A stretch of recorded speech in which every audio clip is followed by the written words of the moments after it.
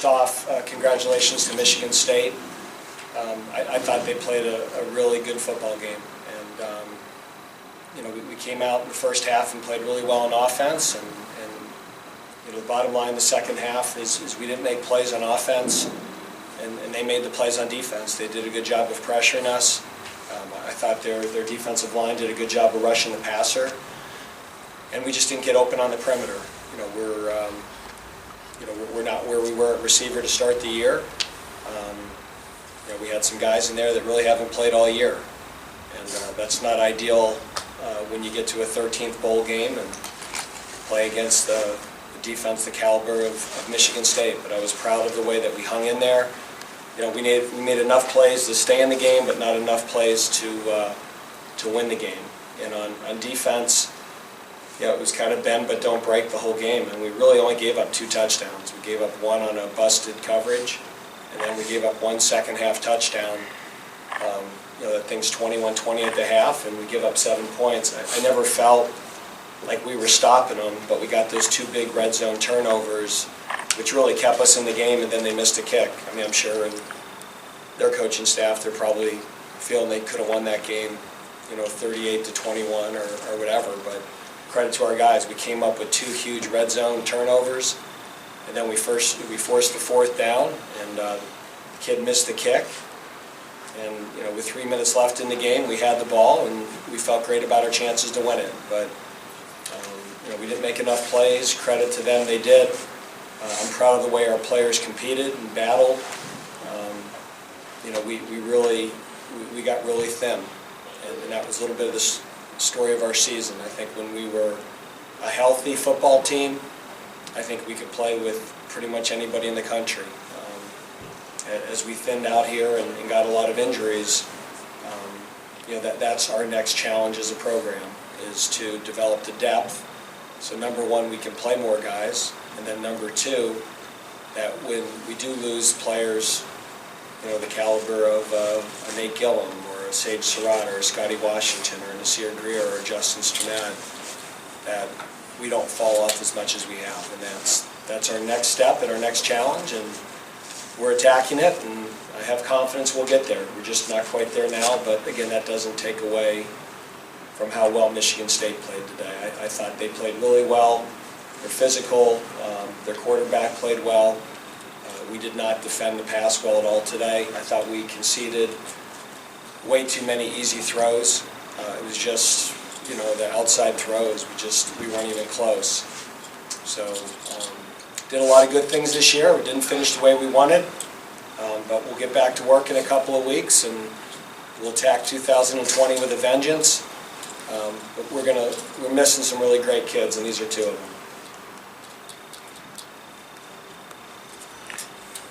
I'm not running the press conference. Usually someone else picks who.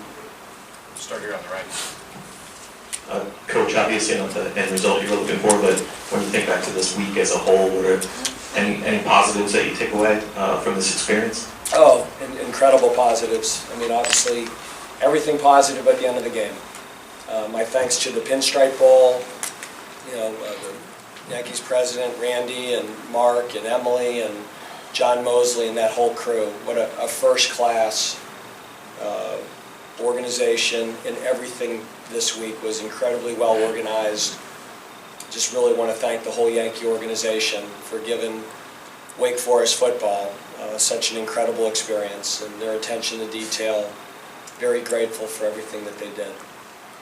And I also want to do this. I want to thank all the Deeks that made it up to New York. I mean, all the students, our fans, our alumni. I mean, it's that type of support that we get at bowl games is amazing. And to come up 2 days after Christmas to New York, very grateful for our fan base. Dave, you talked about the depth issues and the ways you're attacking it last year. I know you did a deep dive in the summer on injury prevention. Will there be more of a look at that, or is it just a matter of getting more players ready for bigger roles? The injuries this year were different, Connor. Last year we had a lot of soft tissue injuries, a lot of hamstrings, pulls. We didn't have that this year. We just had, you know, kind of freak things, whether it be a broken collarbone or a torn bicep or a couple of ACLs. We'll certainly do a deep dive on it. But the injuries that we suffered this year were much different. They were they were worse. But we did not have as many guys down this year. It just seems that we lost a lot of really, really good players. And I don't know, I mean, you'd certainly argue that, Justin and Nasir are two of our, Luke Masterson, those guys are good football players. And, maybe you survive losing one of them. It's tough to lose as many as we did. And I think we just got to figure out a way as a program to make a commitment to play more guys early in the year. But if you saw it today, I mean, we had guys that we had redshirted that hadn't played all year that were getting meaningful snaps. I mean, Justin Williams and Isaiah Cheney and Zach Ransom, and those guys weren't even on our 2 deep 6 weeks ago. And that's and that happens, and you got to find a way to survive it and still win. And we didn't do that. And so you look at why you didn't win games and why we didn't play well at the end of the year, and that becomes an issue we've got to figure out a way to address so it doesn't happen again. Do you have any kind of update on Jamie there on the last drive? Yeah, I mean, he just, he took a shot there, and he kind of at the end of the game there when they're teeing off, I didn't think he could protect himself. So, I mean, I think if there was another series in the game that he probably would have went in.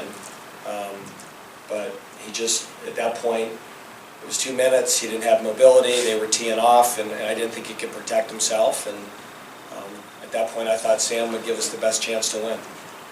Les?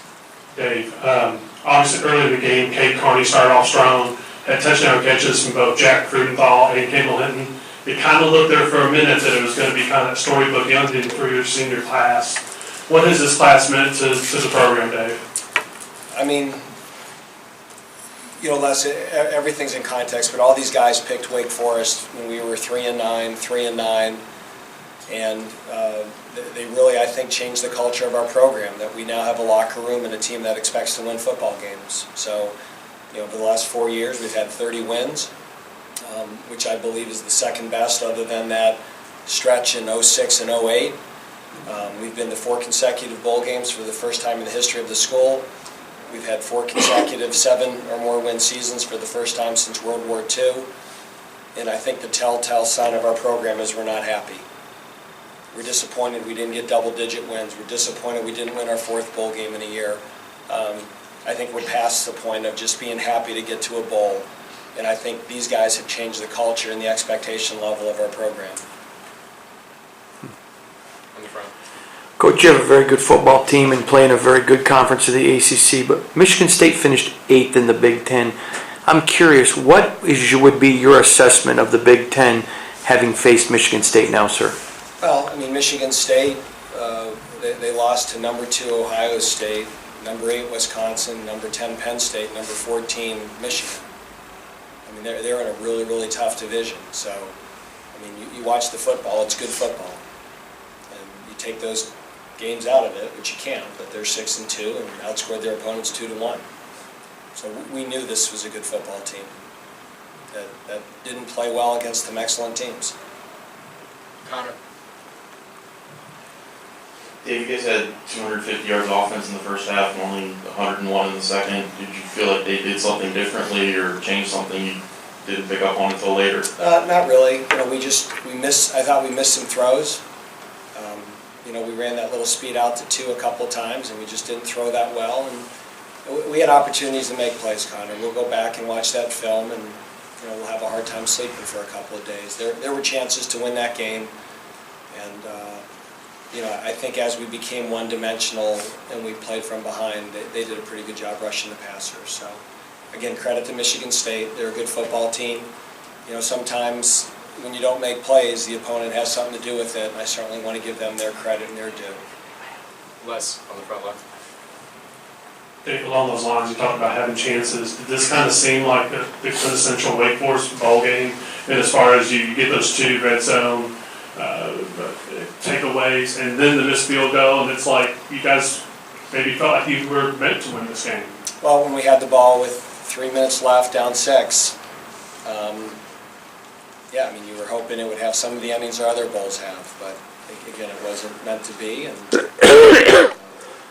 You know, again, it wasn't for a lack of effort, competitiveness, desire, you know, all the intangibles I think our kids showed all year. And like every game, I thought we fought hard. Just, we were missing a few bullets at the end that would have been nice to have. Any final questions for Coach? Okay, we're done with Coach. We'll do a Yeah, couple ask these guys questions. questions.